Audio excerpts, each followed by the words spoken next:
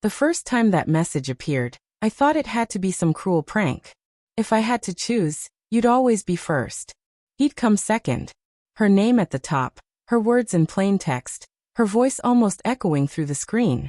My wife, the woman who once swore there was no existence without me, had just painted one where I wasn't the center. In that world, another man stood ahead of me. My chest tightened. I reread it, slowly, carefully, the way you reread medicine instructions just to be sure. Maybe I'd misunderstood. But no, he'd come second. Which meant I wasn't first. I wasn't even part of the choice.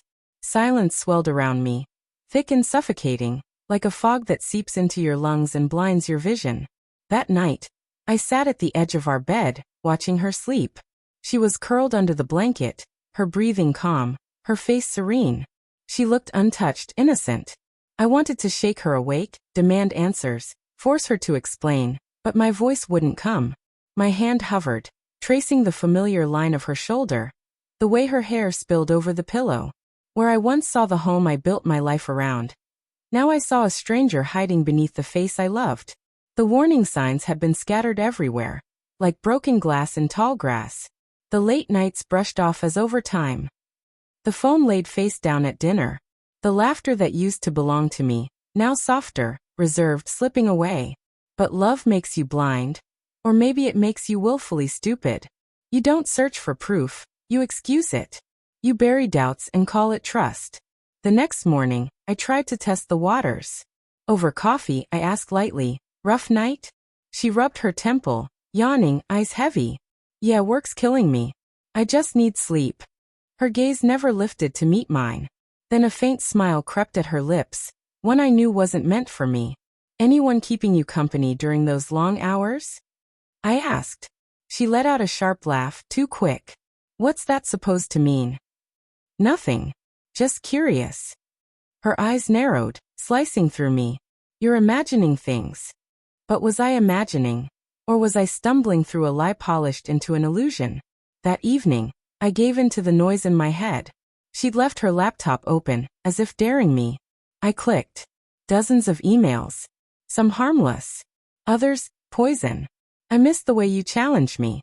He doesn't get me like you do. You're still my safe place." He second. That word, second, sank into me like a blade turning in slow circles. I didn't yell. I didn't break anything. I felt emptied out, like ash where my body used to be. I waited 3 days before saying anything, not out of patience, but to see if she would confess. She never did. At dinner, I finally asked, my voice low, "Do you love him?" Her fork froze halfway. Her eyes widened, then narrowed. "What are you talking about?" "I've seen the emails. You ranked me second." The air grew heavy. She set the fork down carefully, as if any sudden movement might crack the lie. Finally, her whisper, "It's not what you think." "Then tell me." Her lips shook. "He makes me feel seen. We've grown apart. You've been distant. I didn't mean for it to happen." I let out a hollow laugh. "So you fell into his arms because of me?" Tears rimmed her eyes. "I love you, but with him it's different. Easier." Different. The word rang in my skull like a bell tolling. Love, something ranked, compared, measured. And I was the lesser option. For days after, we drifted through the house like shadows. She moved with guilty glances, quiet apologies in her eyes, but her phone still glowed at midnight. I pretended not to see the way her thumb lingered on the screen, or how her smile softened for words that weren't mine. Something shifted inside me, not anger yet, but something colder. Resignation. On Friday, I came home earlier than usual. Her car was parked outside. Music pulsed from the living room. Then a man's laugh broke through. I didn't storm in. I stood outside listening. Her voice carried out, lighter than it had been in months. She laughed fully, freely, the way she used to with him. And in that instant I knew. I'd already lost. Not because she chose him, but because she had turned our love into a contest I never signed up to play. That night, while she slept, I packed a small bag, clothes, papers, my grandfather's watch. I left a note. No rage, no begging. Just finality. "You said I was second. I won't compete for first. Love isn't a game. By the time you read this, I'll be gone." Live with your choice. I'll live with mine. I placed it beside the phone that had carried her away from me. Leaving wasn't dramatic. No slammed doors, no shouting. Just the muted sound of my own footsteps, the click of the front door, and the strange weight of freedom tangled with grief.